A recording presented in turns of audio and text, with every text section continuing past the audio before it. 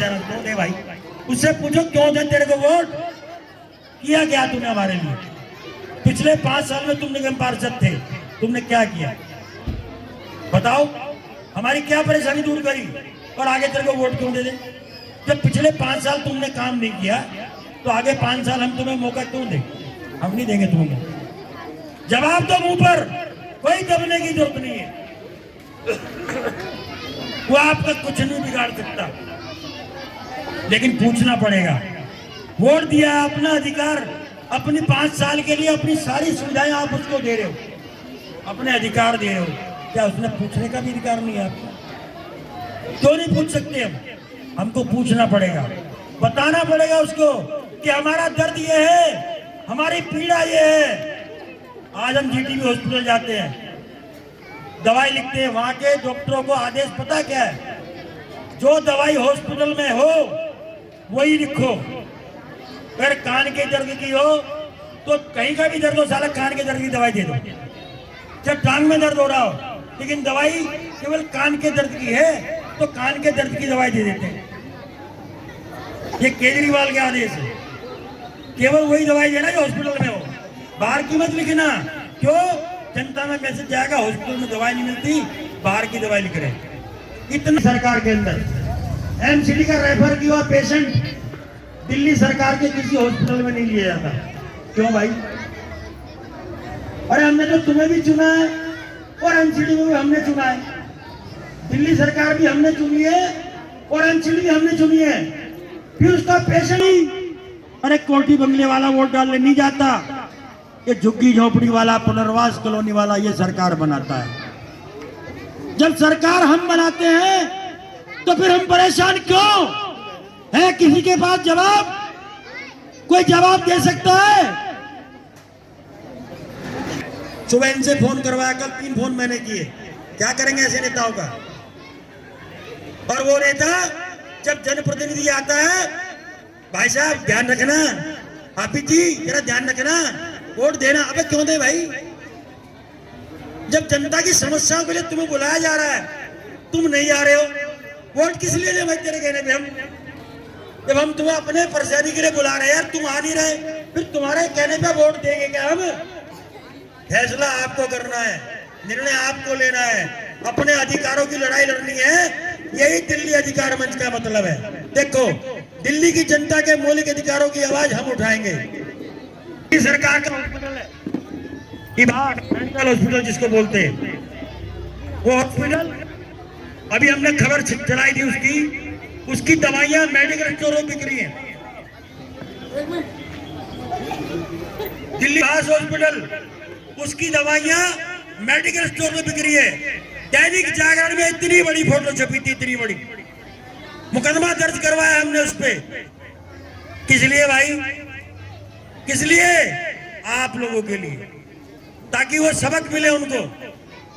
50 ऐसे काम करवा चुका हूं जिसमें गोली सीधी लगे, बोली नहीं गोली लग जाए, लेकिन ये सोमपाल पांचाल डरता नहीं मरने से। अरे एक दिन तो मरना ही है। कोई और याद करे ना करे, कम से कम जो आप लोग यहाँ मेरे मोहल्ले में बैठे हो वो तो याद करोगे सोमपाल को। क्या एक आदमी था, सुन लो जी, मास्टर जी को दवाई नहीं मिली कहीं पर भी, सुन लो, अस्पताल में भी नहीं मिल रही। 15-20 साल सबका काम में रहते खड़े थे। देखो अभी आपके सामने एक पेशेंट निकल करके आ गया। क्या ये हमारे मौलिक अधिकार नहीं है? क्यों बड़े साहब, ये हमारे मौलिक अधिकार है क्या किसी तरह से देना पड़ेगा? जब मैं बुलाऊंगा मेरे साथ आना पड़ेगा, धरना करूंगा, प्रदर्शन करूंगा, डंडे भी बरसाऊंगा अगर जरूरत पड़ी तो। ढिगान था, 5 साल मैंने चैन से नहीं बैठने दिया था उसको, 5 साल। और जब भी प्रदर्शन करता था भाग जाता था, निकल के घर छोड़ के भाग जाया करता। हिम्मत नहीं है जनता का सामना करने के लिए। एक बार तो औरतें यहीं से चल गई, कूच करके चप्पलें लेगी, मटके फोड़े दरवाजे पर जाके उसके, तो पानी की बहुत बड़ी समस्या थी।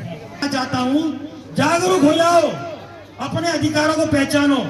हमारे अधिकार क्या है? गिरबान पकड़ के पूछने का अधिकार है आपको, गिरबान पकड़ के। हमने वोट दिया है आपको, हमारे काम आपको करने पड़ेंगे। प्यार से करोगे तो बहुत बढ़िया बात, आपका स्वागत करेंगे, नहीं तो लठ मार के भी हमें करवाने आते हैं। यही बताने के लिए मीटिंग मैंने बुलाई है। अब मैं एक बार 5 ब्लॉक में 2500 मकान हो गए। हर मकान 3 मंजिल बना हुआ है। एक मकान में 3 फैमिली निवास करती है। 7,500 फैमिली यहाँ पर निवास करती है। 7,500 फैमिली। एक फैमिली में अगर 2 बच्चे भी लगाओ, केवल 2, आजकल कानून भी यही बनने जा रहा है, 2 बच्चे लगाओ तो 15,000 बच्चे, 15,000 बच्चों के लिए एक निगम का स्कूल क्या काफी है? 15,000 बच्चों में एक नगर निगम का स्कूल क्या काफी है क्या? अरे बोलो, मुंह में जबान नहीं है क्या? पूर्ति हो जाएगी उसमें। एक डिस्पेंसरी, 15,000 बच्चे और 7,500 आदमी, 15,000 हस्बैंड वाइफ, 15 30,000 लोगों में एक डिस्पेंसरी, क्या पूर्ति हो जाएगी? बोलो, फिर कौन करेगा? अरे जिनको 5 साल वोट दिए हैं, जिनको निगम पार्षद बनाया, जिनको विधायक बनाया, जिनको हमने MP बनाया, क्या उनकी जिम्मेदारी नहीं है? या हमारी वोट लेने का अधिकार है उनको? हमारे काम करने का अधिकार नहीं है? इलेक्शन कमीशन भी कहता है वोट डालो, आपका अधिकार है। अरे भाई, हमारा काम कौन करेगा? उसका अधिकार किसको है वो तो बताओ। पांचाल साहब क्या कहना चाहेंगे इस अधिकार मंच के द्वारा ये जो आपने सभा रखी? देखिए राहुल जी, दिल्ली अधिकार मंच जनता को अधिकारों के प्रति जागरूक कराने के लिए बनाया गया है।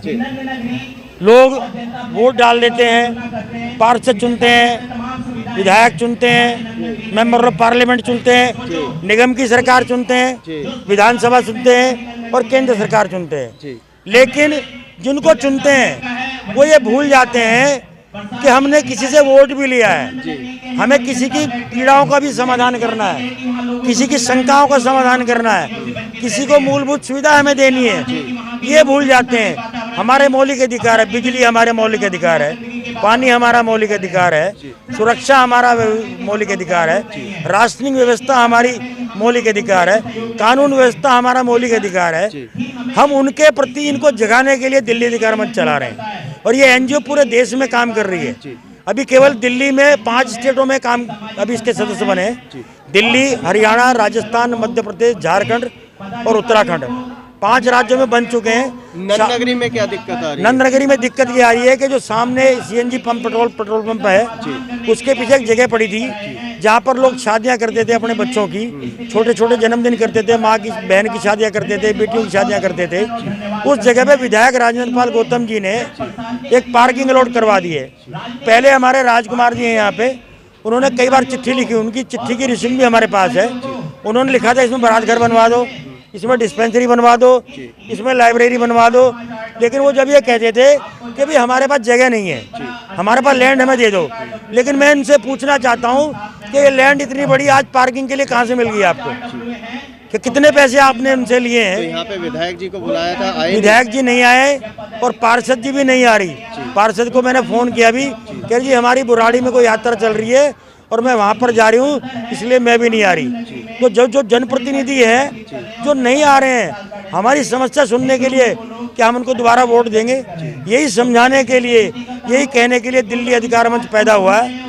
और जो आपने सांसद जी को भी बुलाया? नहीं, सांसद को अभी नहीं बुलाया। क्यों? सांसद को बुलाएंगे जब बड़ी मीटिंग करेंगे। पहले छोटी छोटी मीटिंग करके लोगों को जागरूक कर लें। जब लोग जागरूक हो जाएंगे फिर सांसद का विषय बड़ा विषय है, तो बड़ी जनसंख्या भी चाहिए बताने के लिए, बड़े लोग भी चाहिए, ज्यादा लोग चाहिए। बड़े होंगे नहीं, छोटे में हम बुलाएंगे नहीं, छोटे में वो आएंगे नहीं।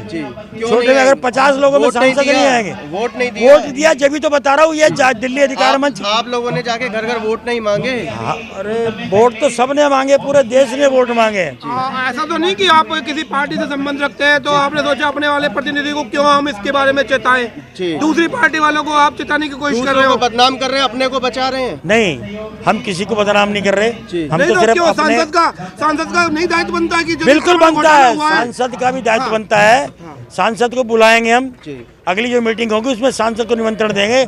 यदि सांसद नहीं आते हैं तो फिर उनका बहिष्कार किया जाएगा। लगता है कि एक विधायक के द्वारा किया कोई गलत काम सांसद नहीं रोक पाएगा। सांसद की इतनी भगत नहीं है कि वो कोई गलत विधायक काम कर रहा है तो सांसद इसको निष्कासित कर सके। सांसद को निष्कासित करने का कोई अधिकार नहीं है। एक निगम पार्षद को सांसद निष्कासित नहीं, नहीं कर मैं सकता। विधायक को निष्कासित नहीं, काम को कह रहा हूँ। अब जो काम को तो सांसद निष्कासित कर सकते हैं, हाँ। लेकिन विधायक को निष्कासित नहीं कर सकते। तो इसको ना- मान ली कि सांसद जी के द्वारा ये कार्य कर जाएगा भी, ये नहीं, सांसद का तो पार्टी के लौट ये रुक नहीं, जाएगी। सांसद के द्वारा क्यों, पहले तो विधायक को ठोकेंगे ना जी, पहले पार्षद को ठोकेंगे, फिर विधायक को ठोकेंगे, यदि आवश्यकता पड़ी तो मेंबर ऑफ पार्लियामेंट को भी ठोकेंगे। रविंदर जी क्या कितने दिन के अंदर सांसद जी के पास इसका ज्ञापन चला जाएगा कि विधायक के द्वारा गलत कार्य हो रहा है और इसको आप जल्द से जल्द रोक लगाएं?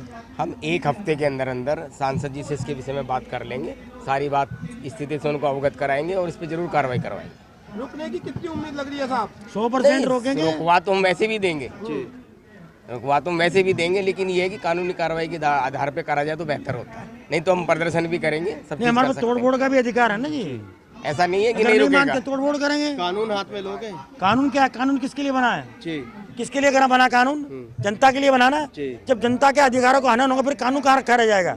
जब वो कानून तोड़ सकते हैं, जनता के अधिकारों को हनन कर सकते हैं, तो फिर जनता क्यों नहीं कर सकती? जनता तो सरकार बनाती है, जनता सरकार गिरा भी देती है, जनता जनप्रतिनिधि बनाती है, उसको हटा भी देती है। अगर हमारी बात नहीं मानी गई, पहले प्यार से समझाएंगे। जी हाँ, मेन समस्या उसके बाद पार्किंग की है। हाँ, पार्किंग घटनी चाहिए। पार्किंग हटनी हाँ, चाहिए। पहले तो प्यार से समझाएंगे, फिर हाथ जोड़ के समझाएंगे, फिर धरने करेंगे, जी। फिर प्रदर्शन करेंगे। अगर नहीं माने तो फिर डंडा चलेगा भाई।